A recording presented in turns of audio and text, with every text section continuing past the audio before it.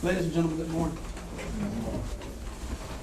It is certainly not lost on us how difficult it must be to sit in the judgment of another, to judge guilt or innocence. But for better or worse, it's all that stands between our society and chaos and anarchy. And so we understand the difficulty. And on behalf of my office and the citizens of Edgecombe County, I want to thank you very much for your time, for your patience, and for your commitment to this case. We very much appreciate it. In a few minutes, you'll get this case and you will deliberate and make a decision.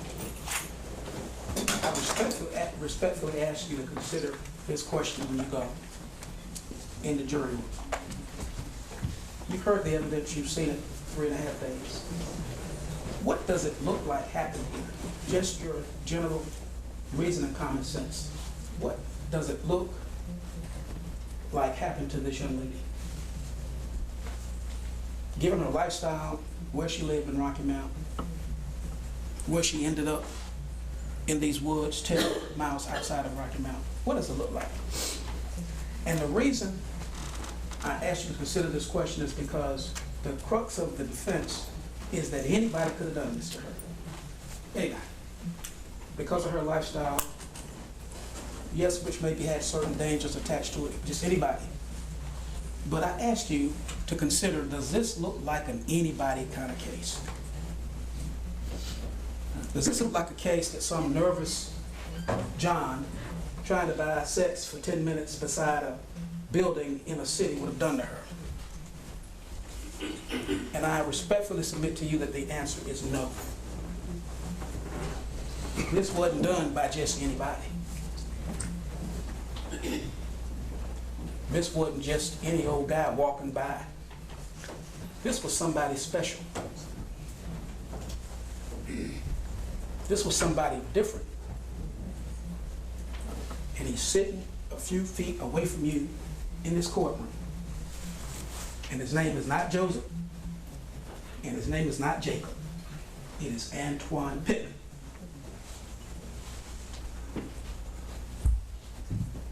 When you think about this case, first of all, they made a big deal about his taking the witness stand. As if everything that came out of his mouth was the gospel. You need to judge his credibility. And I submit to you that he has exhibited a consciousness of guilt from the very beginning of the time he interviewed with those FBI agents till he put his hand on that Bobby yesterday and started scrambling. Scrambling. When he talked to the FBI agents, didn't have sex with prostitutes. Didn't know Tara Nicholson.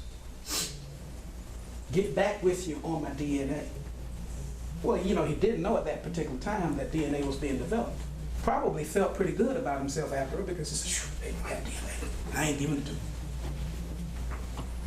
So he could sit there and say, you know, I didn't know this woman. I don't know who you're talking about. Never seen her before. Never heard of her. Never had sex with her. Don't have sex with prostitutes. And then what happens when the DNA analysis comes back and it's him? Oh yeah, I remember now. I did pick her up. But that was the first and only time I've ever done that. Oh yeah, I remember. I did have sex with her. The condom broke. That's why my DNA was there. No prostitutes before DNA, just one after. It wasn't me on my computer 3 days after her body was found, trolling around to figure out whether or not I had missed something, whether or not I needed to pay attention to something. That computer is unsecured. Anybody could have used it. I wonder how many friends he has, because he has a whole bunch. Now, all these people going in his house, using his computer to look at that article on March 10th, 2009, 3 days after she was found. So he's been flip-flopping the whole time, from no sex and no prostitutes to just one. Not my computer, or yeah, well, it's Antoine, it's Antoine. But it was my friends, it wasn't me. I don't look at that kind of stuff. I look at love and family stuff. Ladies and gentlemen, I submit to you that he has no credibility. And you need to judge that when you go in that jury room. You can't believe a word he said, because he's flip-flopped the whole time as convenience has dictated after the evidence developed against him.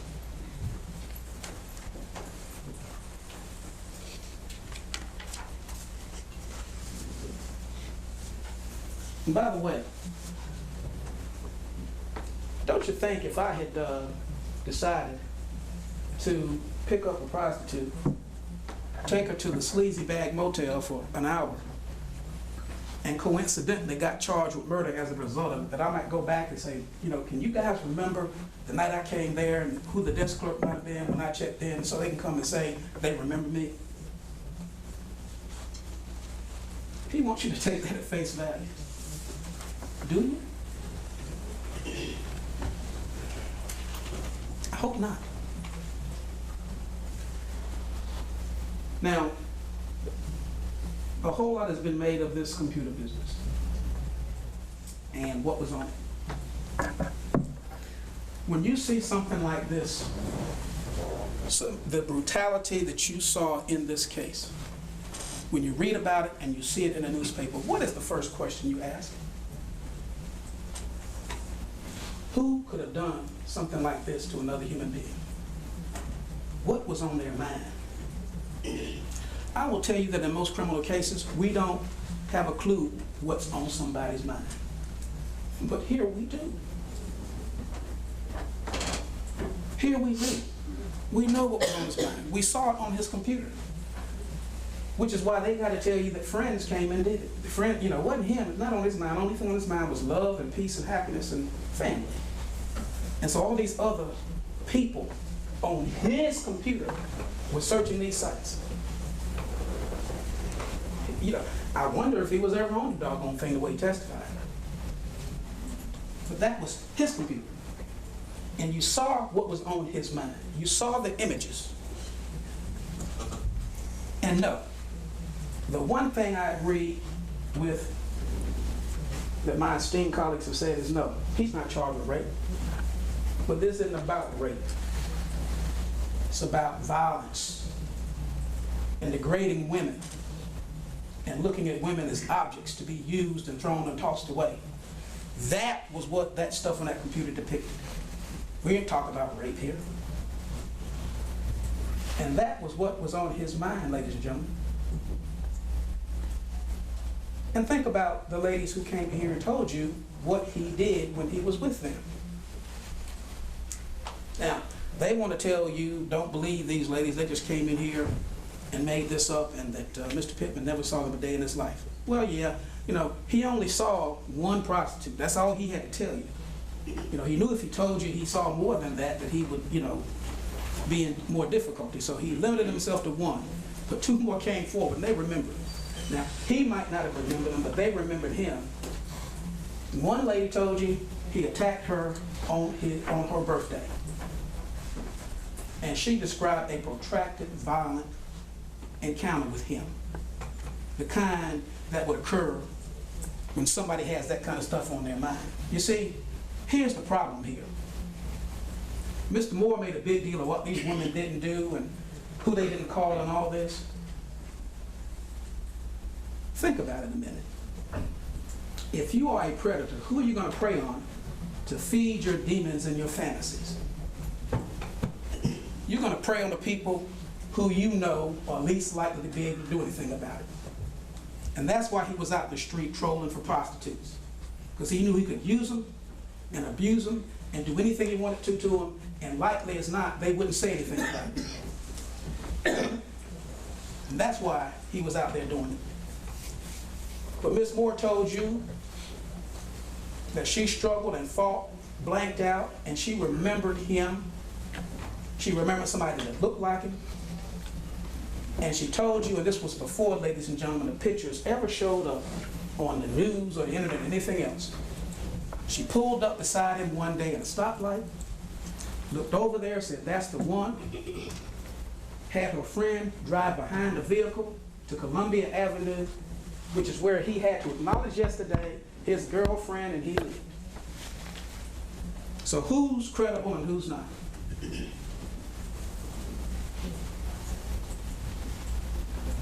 Violence. Miss Worsley, taken out to where she knows is the Brattleboro Phillips area, to the woods, and almost killed, violently attacked by this man, who apparently came to his senses at that particular time and yet took her home. But didn't you believe her? Do you think somebody could make up that kind of experience? Come in here and just tell you all that stuff? Do you think that she just saw him on the TV and said, I'm going to go in and I'm going to make all this stuff up about this attack on me? No. She was believable. She told the truth. She knows who her attacker was. Now, what they want to suggest is that these ladies, because of their drugs and because of their past life, because of the way they lived, ought to be just discounted. I submit to you that that should not occur, that these ladies are believable, that they know who their attacker was, and that the thing that they described, ladies and gentlemen, is exactly what happened in this case. Antoine Pittman stalked prostitutes. Antoine Pittman picked up Tara Nicholson. Now he acknowledges it, but he tells it in a way that favors him. Antoine Pittman took Tara Nicholson out to those woods. Antoine Pittman choked Tara Nicholson to death and injured her. Antoine Pittman left Tara Nicholson in the woods to be consumed and decomposed. And that's why he had to scramble. You see, the whole crux of this case is that she was never supposed to be found out there.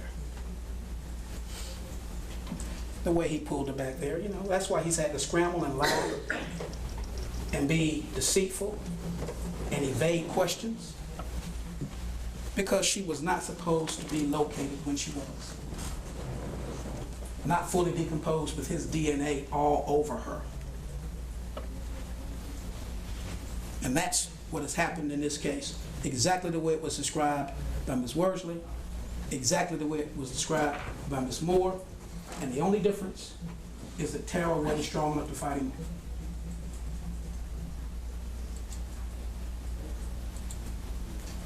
Only difference.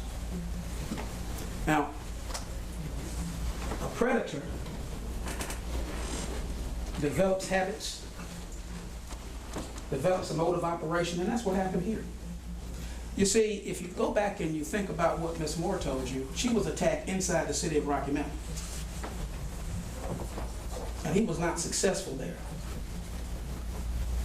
But he got better at it. He got better at it because he decided that, in order to do what I need to do, I need to get these women out in the country. And Ms. Worsley described to you exactly what he did when he drove her out in the woods, and she knew exactly where she was. And this case is exactly the same. Now, it's interesting that they want to talk about when he grew up at Seven Bridges and Marriott Road area. He lived in 2 houses out there. So where does somebody like this go when they want to be comfortable? They go back to where they're comfortable. And that's what he did here. That's what he did here. Mr. Moore's question, or Mr. Salinger's question yesterday was interesting. When the mapping gentleman came and said that there are 220 some rural paved roads running through Edgecombe County. And 506 square miles. Mr. Salinger said, well, you know, how many people live in Edgecombe County? And he said, well, 50-some thousand.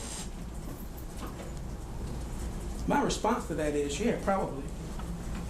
But none of that 50-some thousand had his signet up in this girl. Just his. Just his. And so he was taking these girls back out where he was comfortable operating to do what he wanted to do to them, because out here you can't be disturbed. She can't get away. And you know what? If you're lucky, she won't be found in time for the authorities to be able to make anything of it. And the fact that he's here today is because this time he missed. Mr. Salinger said, you know, the dumbest thing he ever did was go with one prostitute. That's not the dumbest thing he ever did. The dumbest thing he ever did was killing that girl and leaving his semen on, thinking that she was going to rot out there and decay and get eaten by animals, and it wasn't going to be anything left to do anything with. That's the dumbest thing he ever did.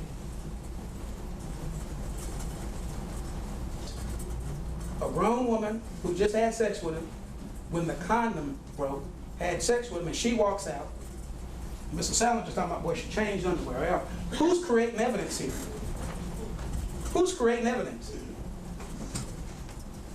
Get in the car, he drives her off to the library in the city of Rocky Mount. She gets out, and that's the last time he ever saw her.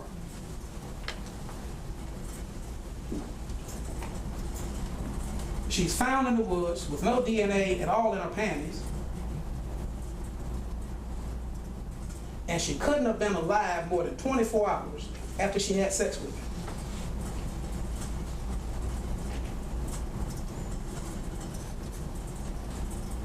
Who's creating evidence? His own timeline. But what he's telling you is not the truth. She died in those woods. And you know she did. She got to those woods with him, and she never left alive. It was his misfortune that maybe the weather preserved her body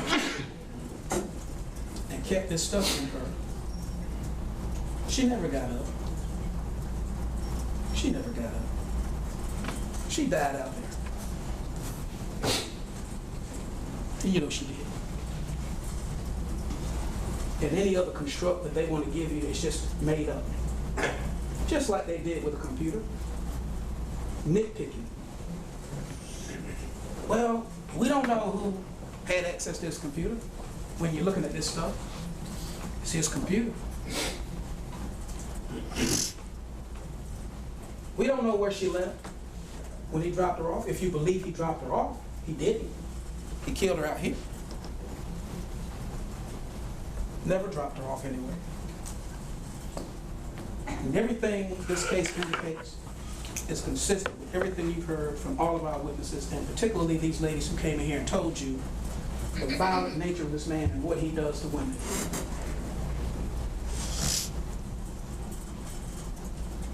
So all they could do is nitpick, because they didn't bring anybody in here to tell you otherwise. You know, I can pick up an article and nitpick through it any kind of way you want to make somebody look like they're not telling the truth or something wrong with what they say. But both of those people were entirely consistent. Tara Nicholson had sex with him, and she didn't have it with him having a condom on and a motel. She had it out here in these woods where he took her, just like he took Miss Worsley. And he didn't use a condom, which is why all this stuff was still in her. And he killed her. He choked her to death, just like he choked Miss Worthy. You heard her say that her throat, when she wrenched away from him, almost turned completely to the side. And he choked that child to death, and he left her out there to rot in the woods. And when they found her, when those hunters found her a few days later, still almost intact, It was his worst nightmare, which is why he's been scrambling ever since, telling all these stories about picking up hookers. And you know about that story about the hooker? That was the first time I ever did that. He sure sounded at ease with how he did it. I mean, did he sound like, and I'm not saying I don't even think about it, but it seems to me that a first timer wouldn't have been as easy with it as he was. Oh, I drove past her and she waved and I said, what's up, and blah, blah, blah. He was so cavalier about that, it was ridiculous for a first timer. This isn't the first timer deal, ladies and gentlemen. This is a predator, a violent predator preying on the helpless people who he doesn't think can fight back. That's what this is.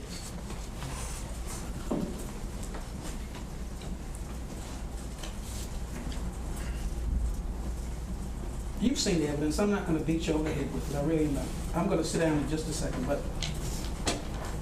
I want to talk about one other thing, and I just have to do this. This, I think, is important because this is the pink elephant in this room. A man basically butchers a woman like she's nothing. He takes her out in the woods. He picks her up in Rocky Mountain, takes her out in the woods. She takes her clothes off, apparently. She gives him what he pays for, and then he butchers her, wrenches her throat, and breaks her neck, as you heard Dr. Oliver testify to. Drags her up in the woods. You saw those marks. And leaves her out there for the animals to consume and to rot. What kind of mind would do that? Well, I'll tell you. Mr. Salinger wants to go back in history. I'll go back a little bit. But I'm not going to tell you a Bible story because we're not talking about Jacob here. There are always, in the whole history of our world, have always been two kinds of people in the world. There are those who think human beings are trash, who can be used, manipulated, and tossed away and go get some more. And there are those who think each individual is unique and worthy and deserving of respect. And if you look through the whole history of the world, the battles that we've had, generally speaking, that theme runs through. And you fall on one side or the other. The side he falls on is the side that says, you know, I can go out and I can get me a prostitute and I can do whatever I want to with her because she's a piece of trash and nobody's going to care. Nobody's going to miss her, nobody's going to think she's anything. She's not worthy. That's what he thought about Tara. That's what he thought about Miss Worsley. That's what he thought about Miss Miller.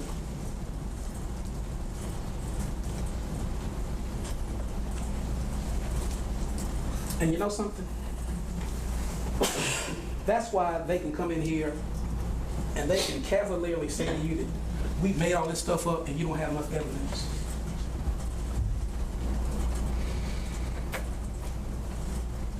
Because they want you to have the same attitude about her. She wasn't worth anything. Why should you care? Anybody could have done this to her. She was just a whore.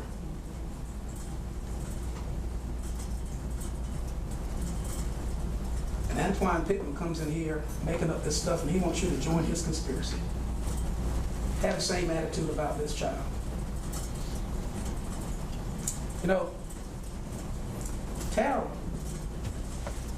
would have only, I think, been 29 or 30 if she's seen her next birthday. And it's something that you and I both know.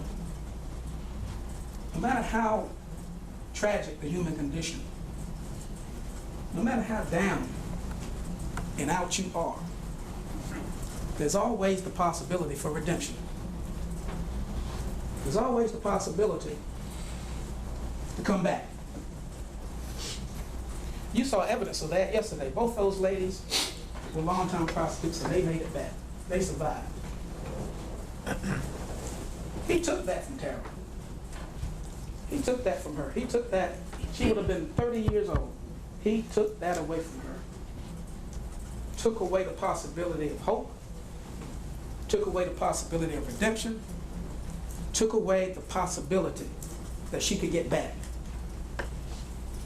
Because he doesn't think she was worth anything.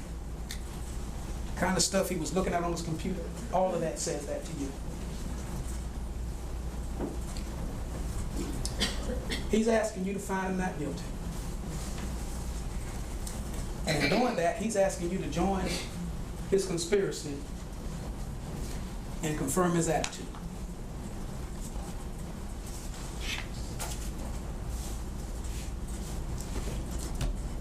This man, ladies and gentlemen, is guilty of first-degree murder.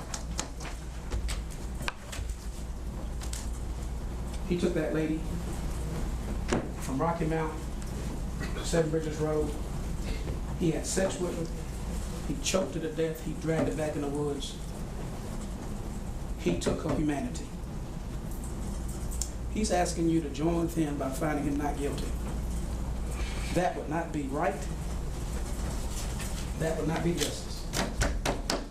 Justice is to find this man guilty of first-degree murder. We ask you to so find in your verdict. So we'll take on that charge with